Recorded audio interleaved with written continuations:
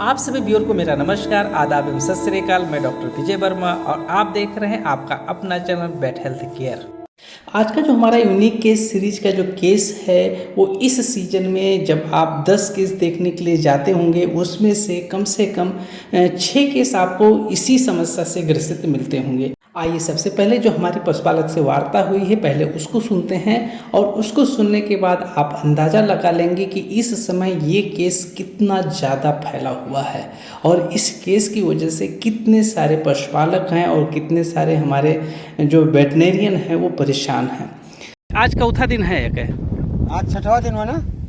आज 6 दिन 6 दिन पहले का काम है रहा है गैस बनाया रहा। पहले गैस बनाए रहा है पूरे खून हो गया रही। हाँ। उसके बाद बुखार आ गया। हाँ, फिर वो सुइया लगाई तो मतलब तब से खाइश ना आई डॉक्टर साहब। जब सुइया लगाई नहीं तो गैसिया कम हो गया है। गैस कम हो गया। अच्छा, गैस कम हो गया। थोड़ा बुखार कम हो गया। हाँ, उसके बाद में तब से फिर खाइश ना आई। मतलब अंदर बुखार ना छोड़े। ठीक है।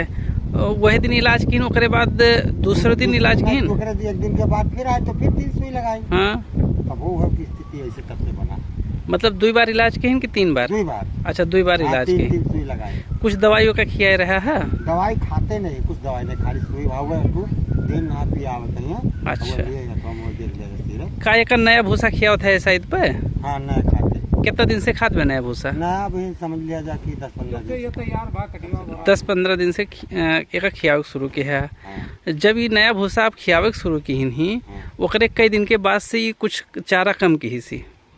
अब वह आप बताए थे कम से कम आज 6 दिन हो गए बीमार में। हाँ, 2-3 दिन के पहले थोड़ा कम की ही सी। हाँ। इसमें चाचा जितनी समस्या हुई है हाँ। इसको कोई वैसी बीमारी नहीं है। हाँ। ये जो हम नया भूसा खिलाए हैं हाँ। ये नया भूसा का साइड इफेक्ट है। पशुपालक से पूरी वार्ता सुनने के बाद अब आपको पता चल गया होगा कि एक्चुअली में किस वजह से ये जो पशु है वो परेशान है। इस समय जो सीजन चल रहा है हमारे जितने पशुपालक हैं सबके घर पे नया भूसा आ गया है और वो अपने पशुओं को ज़्यादा से ज़्यादा नया भूसा दे रहे हैं। नया भूसे की जो क्वालिटी होती है उसको थोड़ा सा समझ जाइएगा। जितने भी हमारे एनिमल्स होते हैं जो पशु होते हैं उनके लिए जो नया भूसा होता है वो बड़े चाव से खाना पसंद करते हैं। इसी वजह से जो नया भूसा होता है वो बहुत ज़्यादा मात्रा में ये खा लेते हैं। लेकिन अगर किसी भी पशु में अगर ऐसी कंडीशंस डेवलप हो जाती है कि अगर वो पशु ज़्यादा मात्रा में नया भूसा खाने लगता है साथ में जो पानी की मात्रा है वो कम लेने लगता है तो उस कंडीशंस में होता क्या है कि सबसे पहले तो आप एक एक करके जितनी भी चीज़ें मैं आपको बताऊंगा आप वीडियो को बिना स्क्रॉल किए हुए आप देखेंगे तभी जा कर के आपको समझ में आएगा और जब आप समझ पाएंगे तभी जा कर के उस एनिमल को कैसे ट्रीट करना है ये आप समझ पाएंगे और उनको कन्विंस कर पाएंगे। क्योंकि ये समस्या जो होती है वो एक दिन में होती भी नहीं है और एक दिन में ठीक भी नहीं होती है। तो कई बार पशुपालक को आपको कन्विंस करना पड़ता है, समझाना पड़ता है। तो आइए सबसे पहले हम एक एक करके सारी परिस्थितियां हम जानेंगे और जानेंगे कैसे एनिमल्स में प्रॉब्लम्स डेवलप होती हैं। जैसा कि हमने अपने पहले की वीडियो में जो नए भूसे के ऊपर मैंने वीडियो बनाया था कि ये जो हमारा नया भूसा होता है इसके ऊपर जो इंसेक्टिसाइड होते हैं, पेस्टिसाइड होते हैं, जो हर्बिसाइड होते हैं, जो हमारा पशुपालक डाला रहता है, जो हमारा किसान डाला रहता है उसके जो रेजिड्यू होते हैं वो बचे रहते हैं। ये क्या करता है जब ज़्यादा भूसा रूमन के अंदर जाता है तो जो रूमन के माइक्रोफ्लोरा होते हैं उनको डायरेक्ट किल करता है, एक काम। और दूसरा काम क्या करता है कि उस एनिमल्स की जो मोटिलिटी होती है चाहे वो रूमिनल मोटिलिटी हो और चाहे वो इंटेस्टाइनल मोटिलिटी हो, चूँकि ये जो केमिकल्स होते हैं ये जो इंसेक्टिसाइड या पेस्टिसाइड या हर्बिसाइड के रूप में होते हैं ये उसकी मोटिलिटी को बढ़ाते हैं। तो स्टार्टिंग फेज में रूमन की मोटिलिटी भी बढ़ती है और वो एनिमल डायरिया भी करने लगता है और साथ में ब्लड का भी फॉर्मेशन होता है। तो ये स्टार्टिंग फेज होता है किसी एनिमल्स के लिए और उसके लिए जो रिस्पॉन्सिबल होता है वही जो केमिकल्स के जो रेजिड्यू होते हैं वो होते हैं। इसी के साथ साथ जो दूसरा काम होता है वो ये होता है कि जब हमारा एनिमल ज़्यादा मात्रा में भूसा को अंदर ले लेता है रूमन के अंदर तो भूसे में जो प्रोटीन की मात्रा होती है वो बहुत कम होती है, 3% के आसपास होती है। और रूमन में जितने बैक्टीरिया होते हैं जो हमारे माइक्रोफ्लोरा होते हैं उनको डेवलपमेंट के लिए प्रोटीन की आवश्यकता होती है और उनको लगभग 9% प्रोटीन की आवश्यकता होती है। तो ये जो प्रोटीन की जो कमी हो जाती है, इसकी वजह से जो ह्यूमन के माइक्रोफ्लोरा होते हैं उनके नंबर्स नहीं बढ़ पाते हैं, और जब उनके नंबर्स नहीं बढ़ पाते हैं तो वो फिर यही कंडीशंस डेवलप हो जाती है कि जो भूसा ह्यूमन में पड़ा रहता है उसका प्रॉपर डाइजेशन नहीं हो पाता है। तो इस तरीके से ये दूसरा चरण हुआ, दूसरा तरीका हुआ जिसकी वजह से ह्यूमन के माइक्रोफ्लोरा के नंबर्स कम हुए।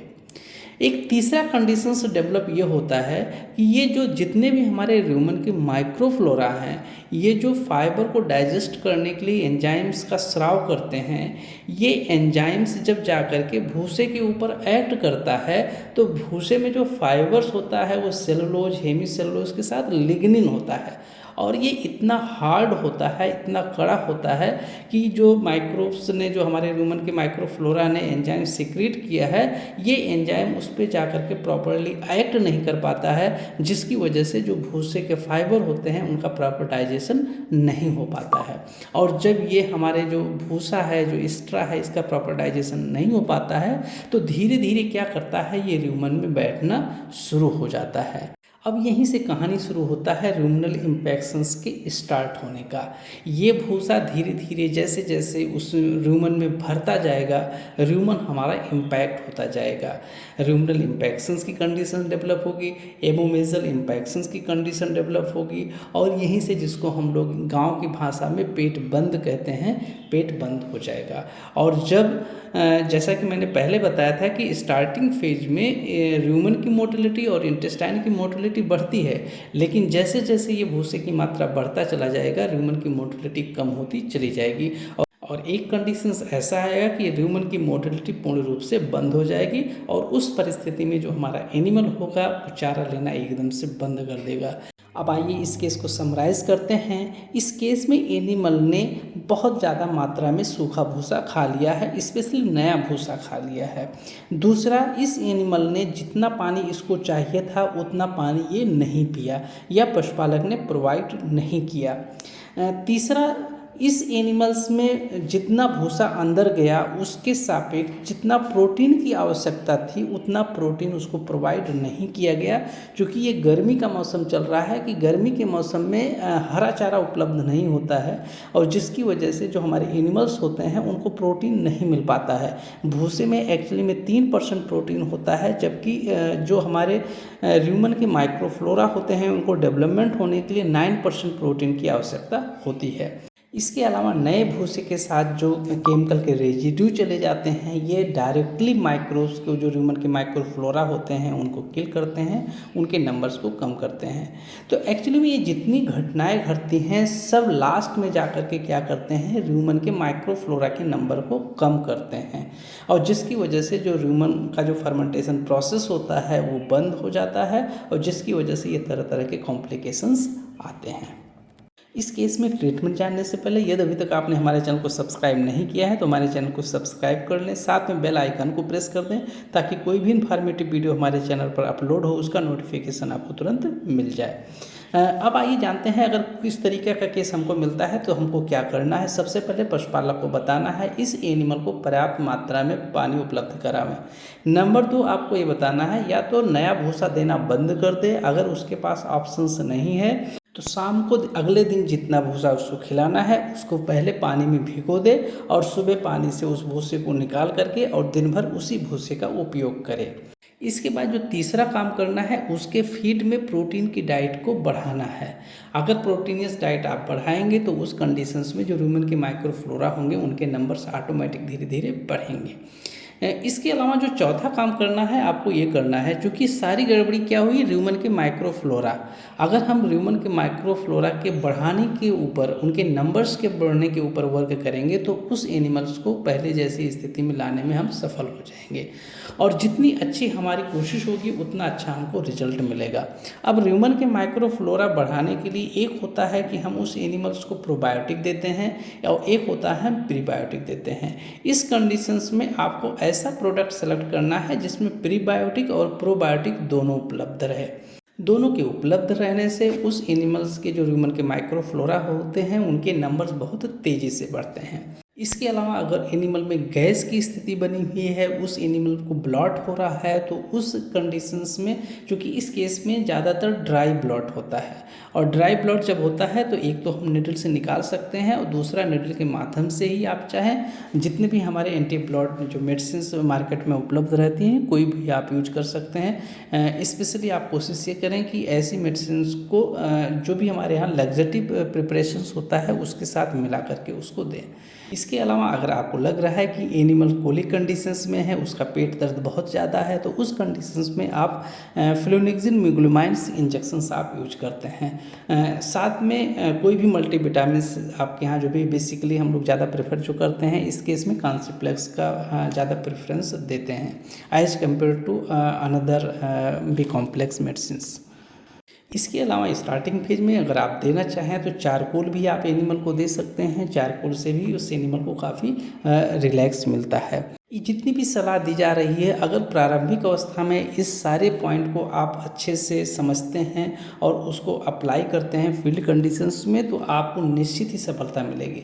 लेकिन अगर आपको कोई ऐसा केस मिल गया है जिसमें परेशानी एक लेवल से अप हो गया है, बहुत ज़्यादा हो गया है, तो उस कंडीशंस में, इस केस में आपको रिमोटॉमी भी करना पड़ सकता है, इंट्यूबेशन भी करना पड़ सकता है, और अगर इंटरसेप्शन कंडीशंस डेवलप हो गई है तो उस केस में भी आपको सर्जरी की आवश्यकता पड़ेगी।